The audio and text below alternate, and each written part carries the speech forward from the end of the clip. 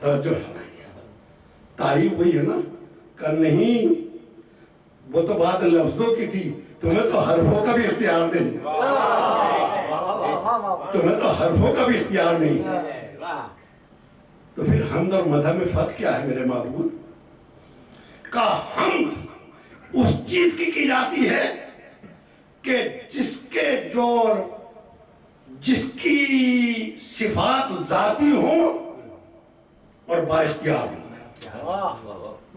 حمد اس کی ہوتی ہے جو با اختیار ہو اور ذاتی صفات ہو۔ میں توجہ چاہتا ہوں، با اختیار بھی ہو ذاتی، لیکن ایک بلڈنگ کی تعریف کی، بہت شاندار بلڈنگ ہے، تعریف تو یہ بھی ہے نا، بہت اچھی بلڈنگ ہے، دنیا دیکھ کے ٹکٹ لے کے بھی جاتی ہے دیکھنے کے لیے، تو یہ حمد ہے یا نہیں؟ حمد نہیں، مدح ہے۔ میں توجہ چاہتا ہوں، اس لیے کہ بلڈنگ کا اپنا کوئی کارنامہ نہیں ہے، بلڈنگ کا اپنا کارنامہ نہیں ہے، یہ تو اس کا ہے جس نے اسے بنایا، اس کا کارنامہ ہے، لہذا مدح تو ہو سکتی ہے، حمد نہیں ہو سکتی۔ تو جب حمد نہیں ہو سکتی تو میرے معبود پھر تعریفیں تو اور بھی چیزوں کی جاتی ہیں۔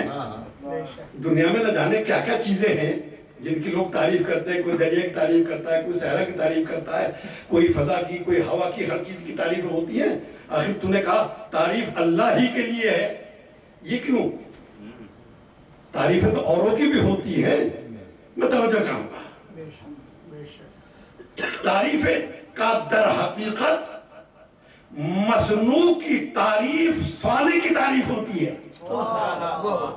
توجہ کا طلب کرو، لفظ ضرور بھاری ہے لیکن میرا محترم مہمان توجہ فرمائے، کسی چیز کی بناوٹ کی تعریف بنانے والے کی تعریف ہے،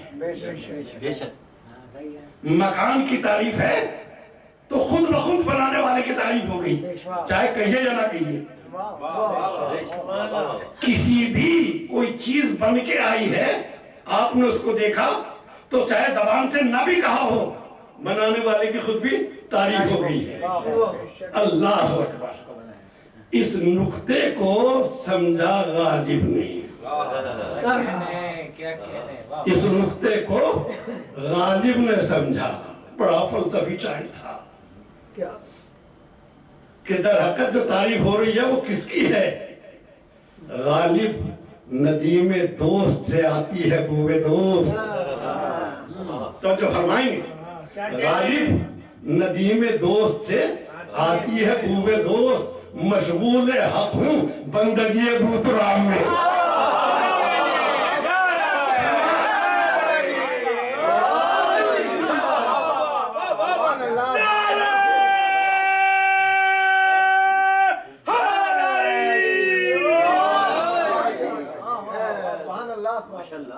مشغول غالب ندیم دوست سے آتی ہے بوئے دوست، مشغول حق ہوں بندگی بوترام میں۔ یہ بندگی کس کی؟ عبادت کس کی؟ ارے توجہ چاہیے، بندگی بوترام کی، مشغول کس کی؟ اس کی حق کے ادا کرنے میں۔ تو یہ کیسے ہو گیا؟ غالب تم تو ذہین ترین شاعر سمجھے جاتے ہو، یہ بندے کی تعریف اور کہہ رہا ہوں میں حق اس کا ادا کر رہا ہوں، کیا تمہیں معلوم ہی نہیں ہے میں نے لفظ حق ادا کیا ہے بلکہ حق کا حق ادا کیا ہے، میں نے حق کا حق ادا کیا ہے۔ کہا کیسے؟ کہا تمہیں معلوم نہیں ہے علی مال حق والحق مع علی، علی حق کے ساتھ، حق علی کے ساتھ، علی حق کے ساتھ، حق علی کے ساتھ میں تنہا بات یہاں تک نہیں ٹھہر گئی ہے۔ ایک موقع پر رسول دعا فرما رہے ہیں، اللہم ادر الحق حیث دار علی، میرے معبود حق کو ادھر چلا جدھر علی جا رہا ہے۔ یہ نہیں کہا کہ علی کو ادھر چلا جدھر حق جا رہا ہے، دنیا کہہ دیتی کہ دعا تو مانگی تھی مگر علی چلے نہیں، اس لیے کہا علی کے بارے میں شک نہ کرنا، میں نے دعا یہ کیا معبود حق کو ادھر لے چل جدھر علی جا رہا ہو، یعنی حق کے پیچھے علی نہیں چل رہا ہے، علی کے پیچھے حق چل رہا ہے۔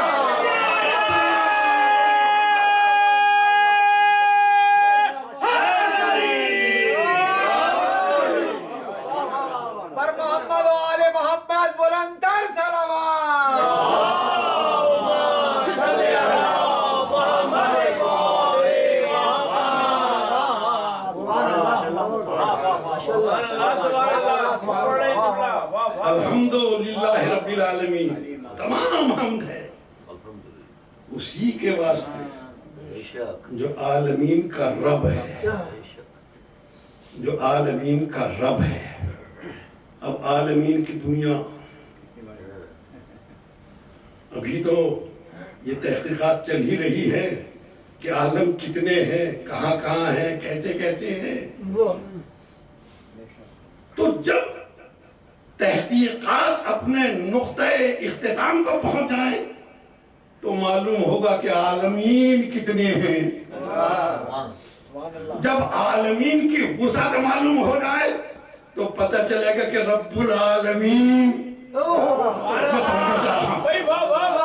تب پتہ چلے گا کہ وہ کس کس کو پال رہا ہے۔ نہیں، توجہ چاہوں گا، عالمین کی وسعت معلوم ہو جائے تو رب کی ربوبیت پتہ چلے، جب رب کی ربوبیت پتہ چل جائے، عالمین کی وسعت پتہ چل جائے، تب معلوم ہوگا رحمت للعالمین کون ہے۔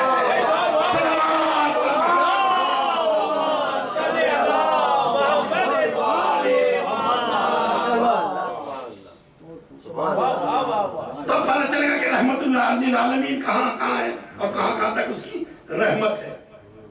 اور بعض عزیزوں بات آ گئی ہے تو عرض کرتا چلوں، یہ رحمت کیا چیز ہے، کسے کہتے ہیں رحمت؟ مجھے میرے علم میں اضافہ ہوگا اگر معلوم ہو جائے تو۔ رحمت در حقیقت جو میں نے عرض کیا کہ میرے جو ٹوٹے پھوٹے خیالات ہیں، مجھے کوئی دعویٰ نہیں ہے، طالب علم ہوں۔ رحمت کیا ہے، اس کی ڈیفینیشن مجھے بتا دیجئے۔ کہا وہ بارش کو کہتے ہیں رحمت، ہے نا، کہتے ہیں نا۔ تو اگر بارش 10-5 دن تلک ہوتی رہے تو ہے نا، تو وہ رحمت نہیں رہی۔ گرم ملکوں میں ٹھنڈی ہوا چلنا رحمت ہے، جہاں ٹیمپریچر مائنس میں جا رہا ہو وہاں رحمت ہے نا۔ کہیں اگر آگ نہ ہو، موسم خراب ہو، کوئی طوفان آ جائے تو آگ کی تلاش میں نکل پڑتے ہیں لوگ، لیکن جہاں گرمی پڑ رہی ہو اور آگ جل رہی ہو، مکان جلا رہی ہو، وہاں رحمت۔ اس کا مطلب یہ ہے کہ پہلے سمجھ لیں ہم لوگ، خاص طور پر میں سمجھ لوں رحمت کسے کہتے ہیں۔ رحمت کی ڈیفینیشن صرف یہ ہے کہ جو زحمت کو ختم کر دے، جو زحمت کو ختم کر دے وہ ہے رحمت۔ میرے عزیزو، یہ جو اسے پیغمبر کو رحمت بنا کے بھیجا ہے، اس کا مطلب یہ ہے کہ اس کے یہاں نہ کسی چیز کی کمی ہے نہ کسی چیز کی زیادتی ہے، کیونکہ کسی چیز کی کمی بھی زحمت ہوتی ہے، کسی چیز کی زیادتی بھی زحمت ہوتی ہے۔ رحمت وہ ہے جو افراط سے بھی بچا ہو، تفریط سے بھی بچا ہو، یعنی حد سے آگے بھی نہ ہو، حد سے پیچھے بھی نہ ہو۔ یہی توجہ ہے، اس کو کہتے ہیں رحمت۔ اب جس وہ نبی رحمت وہ ہے کہ جس کو پروردگار نے اس حیثیت سے بھیجا ہو اس کی تعلیمات پہ عمل کر کے نہ حد سے باہر نکلے نہ حد سے پیچھے ہٹے. اور حد سے باہر نکلنے میں کیا ہے؟ اگر کسی بے گناہ کا قتل کر دیا، نہیں توجہ ہے، اگر کسی بے گناہ کو قتل کر دیا تو پوری انسانیت کو قتل کر دیا. اب اگر اس کا کلمہ پڑھنے والا گلے میں قرآن لٹکے بے گناہوں کو قتل کر رہا ہو، اس کا مطلب یہ ہے کہ یہ دنیا کے لیے زحمت ہے، رحمت نہیں ہے.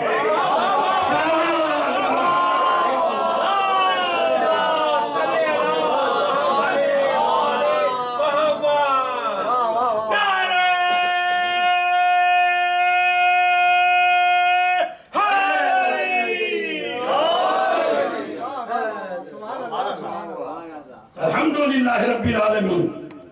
تمام تعریف اس اللہ کے واسطے جو عالمین کا رب ہے. رب ہے الرحمن الرحیم، دونوں لفظ رحمت کی علامت. رحمان بھی رحیم بھی ایک ہی لفظ کیوں نہ کہہ دیا؟ یہ رحمان کہنا، رحیم کہنا کا یہ ہماری صفت ہے. اللہ اکبر. رحمان کون سی صفت؟ اسم خاص لصفت عام.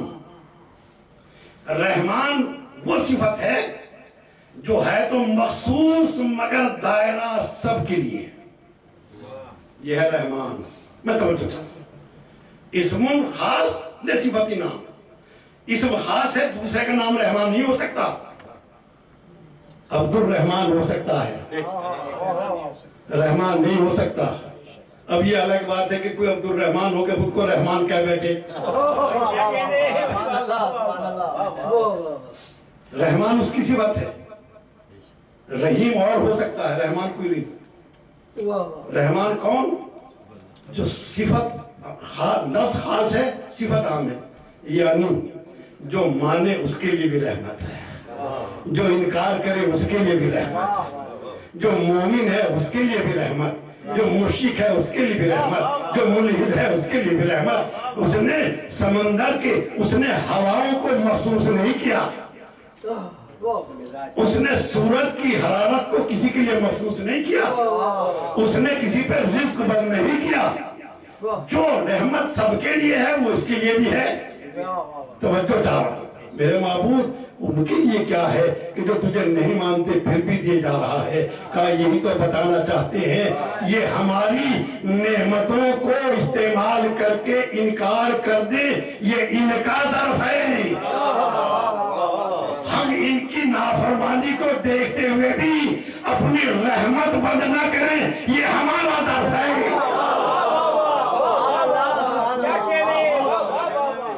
رحمت لے کے میں بدل جانا ان کا کام ہے. سرکشی کو دیکھتے ہوئے رحمت کا دروازہ بند نہ کرنا ہماری شان ہے. میں توجہ صاحب. تو کون ہے پروردگار؟ الرحمن. جس نے یہ نہیں دیکھا دوست کون ہے، دشمن کون ہے، مانتا کون ہے، نہیں مانتا وہ کون ہے. اس نے فرعون سے بھی زندگی نہیں چھینی، اس نے نمرود سے بھی زندگی نہیں چھینی. اس کی رحمان ہونے کا تقاضا یہ ہے کہ چاہے اسے کوئی مانتا ہو یا نہ مانتا ہو وہ اپنی رحمت میں کمی نہ کرے. توجہ چاہیے. تو جس نے رحمت للعالمین بنا کے بھیجا وہ کیسا ہو؟ کہ ایسا ہو کہ دشمن کانٹے بچھائے وہ دعا کرے. دشمن کانٹے بچھائے وہ دعا کرے. وہ پتھر مارے یہ ان کے حق میں دعا کرے. وہ زخم کھا کے ہاتھ اٹھائے تو کس شان سے اللہم اہد قومی فإنہم لا یعلمون. میرے معبود میری قوم کی ہدایت فرما، یہ مجھے جانتے نہیں. ایک بات تک آپ کو لے کے آنا چاہتا ہوں. ربوبیت کیا ہے؟ جو یہ نہ دیکھے کون مومن کون کافر. رحمت کون؟ نبی رحمت وہ جو دشمن کو نہ دیکھے دوست کو نہ دیکھے. دوست کے لیے بھی دعا، دشمن کے لیے بھی دعا. اب تو اندازہ ہو گیا رب وہ جو یہ نہ دیکھے کہ کون دشمن ہے کون دوست. نبی رحمت وہ جو یہ نہ دیکھے کہ میرے ساتھ بدسلوکی کون کر رہا ہے، مجھ پہ ایمان کون لایا ہے. رحمت کا دائرہ سب پہ پھیلا ہوا ہے. تو جانشین رحمت کون ہو؟ میں تمہیں چاہوں گا جانشین رحمت بھی وہ ہو جو یہ نہ دیکھے دشمن کون ہے، چاہنے والا کون ہے. اب تو سمجھے علی نے غیروں کی مشکلوں کو آسان کیوں کیا. علی نے دشمنوں کی مشکلوں کو بھی آسان کیوں کیا؟ کہا جب میرے پروردگار نے رزق نہ روکا، میرے نبی نے رحمت نہ روکی، تو میں ان کی مشکلوں کو آسان کیوں نہ کروں.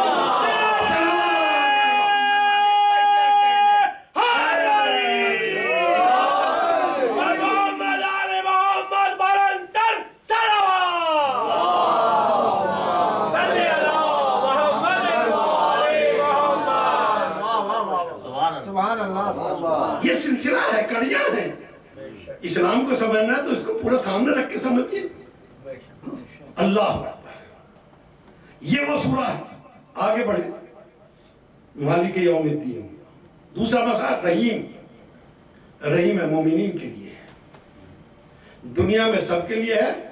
رحیم آخرت میں مومنین کے لیے ہے. وہاں برابر نہیں ہوں گے.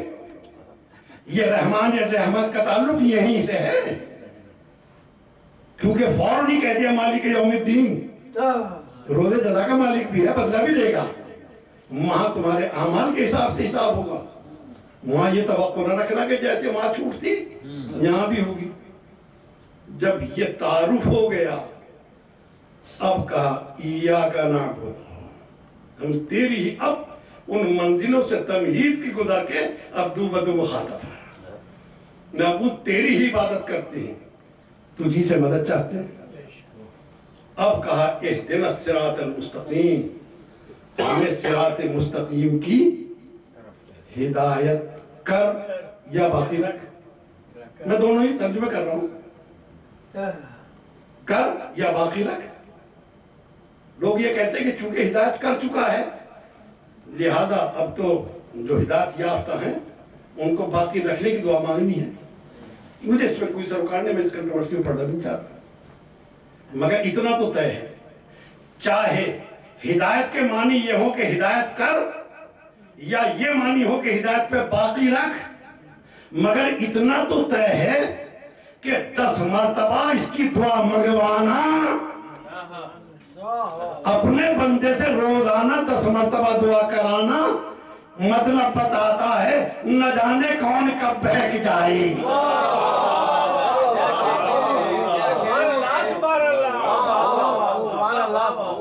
نہ جانے کون کب بہک جائے.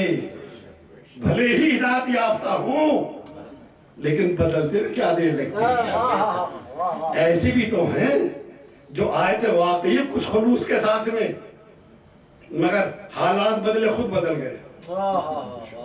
میں سب کی طرف اشارہ نہیں کروں، ہے کچھ نہ کچھ ایسے ہوئے. اور اسی لیے تو کہا تھا ذالک بأنہم آمنوا، سورہ منافقون کی آیت ہے، ذالک بأنہم آمنوا ثم کفروا، پہلے ایمان لائے پھر کافر ہو گئے. فطبع علی قلوبہم فہم لا یفقہون. اب ان کے دلوں پہ مہر لگ گئی ہے، اب وہ کبھی سمجھیں گے نہیں. میرے حضرت توجہ تھا، یہ قرآن کا لہجہ ہے. سورہ منافقون ذالک بأنہم آمنوا، ایمان لائے، ثم کفروا پھر کافر ہو گئے. فطبع علی قلوبہم، ان کے دلوں کے پر مہر لگ گئی. اب یہ سمجھنے والے نہیں ہیں تو کیا پاگل ہو گئے؟ جن کے بارے میں کہا ہے وہ پاگل ہو گئے، سڑکوں پر بھاگنے لگے، لباس اتار دیا. کہ نہیں، چلتے پھرتے ہیں مگر سمجھ نہیں رہے کہ ہم کیا کر رہے ہیں. فہم لا یفقہون، ان کے سمجھ نہیں ہے. اب تو پتہ چلا کہ ایسی پاگل قوم جو سڑکوں پہ اپنے ایمان کو بھی ظاہر کر رہی ہو اور ایمان کے خلاف باتیں بھی کر رہی ہو، وہ سب کچھ ہو سکتے ہیں، سمجھدار نہیں ہو سکتے. صلوات محمد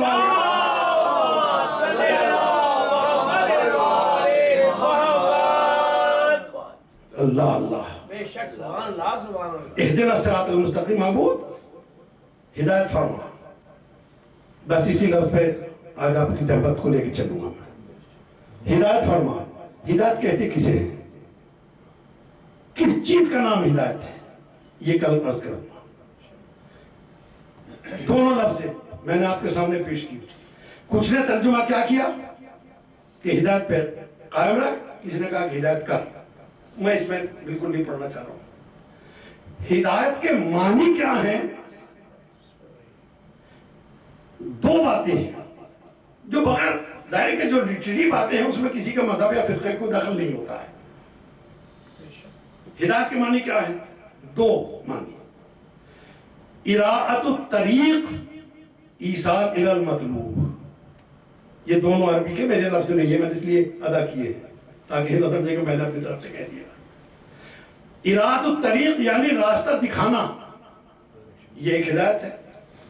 دوسرے ایصال الی المطلوب, مطلوب تک پہنچانا, یہ دوسری ہدایت کے معنی ہے.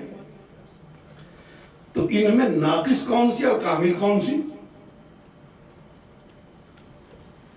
اکثر یہاں آنے کے بعد بھی دیکھنے میں آیا, وہ سب ساتھ میں لگا دیتے ہیں کہ جو بتا دیتی ہے کہ کس جگہ جانا ہے آپ کو. جی وہ چلتے چلتے وہ تو اشارہ کر رہی ہے, چلانے والا بھول گیا. ارے میں تو یہاں مڑنا تھا, مجھے تو یہاں نہ تھا, وہ گھوم کے جا رہے ہیں. ہم جیسا اجنبی آدمی اس شہر میں وارد ہوا, ڈاکٹر صاحب سے کہا کہ صاحب لینا آ جائیے گا, ہم راستہ بھول جائیں گے. کہا نہیں کوئی آسان بات نہیں ہے, وہاں سے چلیے گا, دائیں چلیے گا, بائیں چلیے گا, پھر دائیں آئیے گا, پھر بائیں چلیے گا, اور آتے آتے 10-15 مرتبہ مڑیے گا, ہمارا گھر آ جائے گا.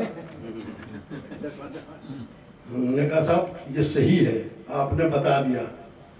یہ کون سا ہدایت ہے؟ یہ اراءۃ الطریق ہے, راستہ بتا دینا. یہ ہے ہدایت کی ایک طریقہ, راستہ دکھا دینا. کہا ٹھیک ہے آپ نہیں آ پائیں گے, آپ اجنبی ہیں, راستوں سے واقف نہیں ہے, ہم آپ کو لینے بھی آئیں گے, پہنچا بھی دیں گے. جہاں آپ کو جانا ہے وہاں پہنچا بھی دیں گے, وہاں سے لے بھی آئیں گے. اب بتائیے اس میں گمراہی کا کوئی امکان ہے؟ نہیں تو اس میں کوئی گمراہی کا امکان ہے؟ کہا نہیں, جو منزل مقصود ہے وہاں پہنچا دیا, آپ کا ایک گمراہی. تو انتظام وہ ہو جو منزل تک پہنچا دے. تو میں تو چاہ رہا ہوں انتظام وہ ہو جو منزل تک پہنچا دے. اللہ اکبر. قرآن مجید نازل ہوا, رسول چلے گئے راستہ دکھا کر. اب امت کا کیا ہو؟ اگر ہدایت کے وہی طریقہ ناقص ہے تو راستہ دکھا دیا, بات ختم ہو گئی. لیکن امت کو قیامت تک باقی رہنا ہے. کیا کہنے, امت کو قیامت تک باقی رہنا ہے. پیدا ہونے والی مخلوق کو 10 مرتبہ ہدایت کی دعا کرنی ہے. یعنی اس کا مطلب یہ ہے کہ ابھی ہدایت اس منزل پہ نہیں آ گئی ہے کہ دعا سے بے نیاز ہو جائے. ابھی اس منزل پہ نہیں ہے, تو جب دن میں تو 10 مرتبہ ہدایت کی دعا کرائے اور پہنچانے والا کوئی نہ ہو, پہنچانے والا کوئی نہ ہو تو نہ جانے کہاں کہاں بہکیں گے. کہا ہم نے تو قیامت تک کا انتظام کر دیا, ہم نے تو قیامت تک کا انتظام کر دیا. جو دامن چھوڑیں گے بہکیں گے, جو اس کا دامن پکڑے رہیں گے گمراہ نہ ہوں گے. اسی لیے تو کہا تھا کہ 2 چیزیں چھوڑ کے جا رہا ہوں, اللہ کی کتاب میرے اہل بیت.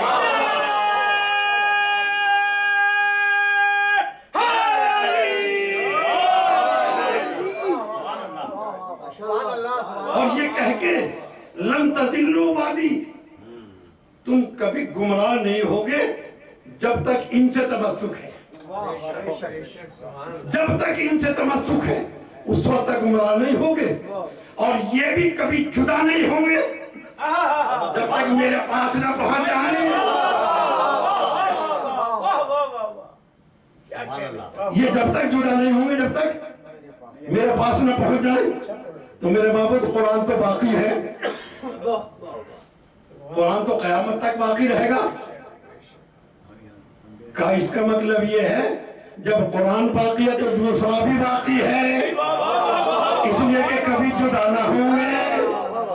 तो मेरे बाबू दिखाई क्यों नहीं देता का जिनमें हिदायत की तौफीक है वो बगैर देखे हुए भी हिदायत पा लेते हैं। नहीं, वो बगैर दिखाई दिए भी जिनमें तौफीक है वो हिदायत पा लेते हैं। हमने कही बात समझ में नहीं आई का इन्ना अव्वला बैतिन वुज़िअ लिन्नास लल्लज़ी बिबक्कत मुबारकन व हुदन लिल आलमीन। पहला वो घर जो मक्के में बनाया गया बरकतों वाला है, हिदायत है आलमीन के लिए, है ना? समझो, हिदायत है आलमीन के वास्ते। मेरे महबूब खाने काबा तो कहीं एक ही जगह रहता है, कहीं जाता आता भी नहीं। का जिनके हिदायत की तौफीक है वो दूर से देखकर भी हिदायत पा लेते हैं। तो इतना तय हो गया, हादी का दरबदर जाना जरूरी नहीं है, हादी का दरबदर जाना जरूरी नहीं है। तो मेरे महबूब ये तो बता दे, मैं तो जाके जियारत भी कराया, मैंने तो देखा कि जिसे तूने आलमीन की हिदायत कहा वो तो पर्दे में है। अरे नहीं, जिसे तूने आलमीन की हिदायत कहा है वो तो पर्दे में है, फिर कैसे हिदायत करेगा? का यही तो बताना चाहते हैं, जब काबा पर्दे में रह के हिदायत कर सकता है तो वारिसे काबा पर्दे में रह के हिदायत कर सकता है।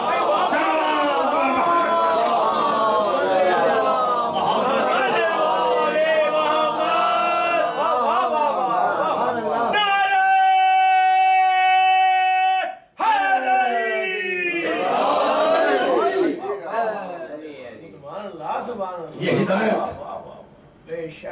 का फिर का के, लेकिन बात समझ में यूं नहीं आती कि इतनी जिंदगी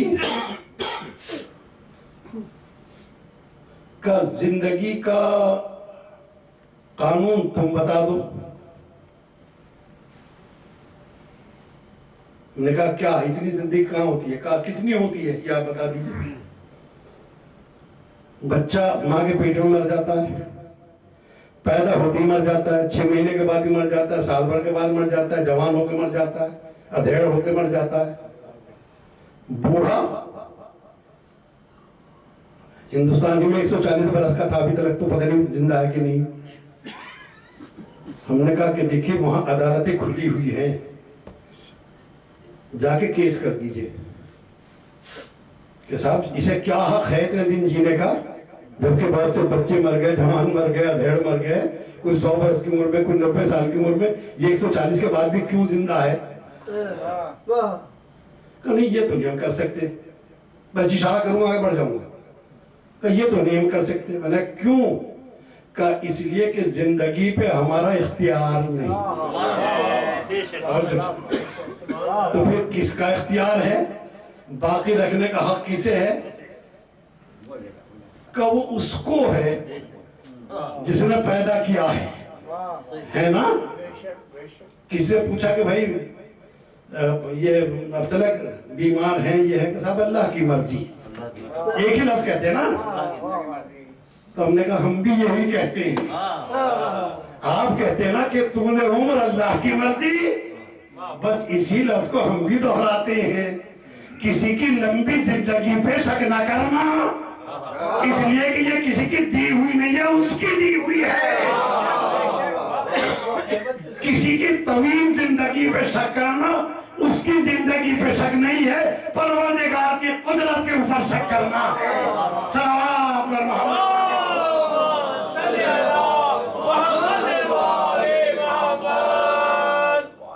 तो ये दोनों जुदा नहीं होंगे। और इसका नमूना बाजार कुफा शाम में नजर भी आ गया। जब एक सर को नोके निजाम तिलावत करते हुए देखा ہم حسیب تانا صحابہ کافی ورقیم کانو من آیاتنا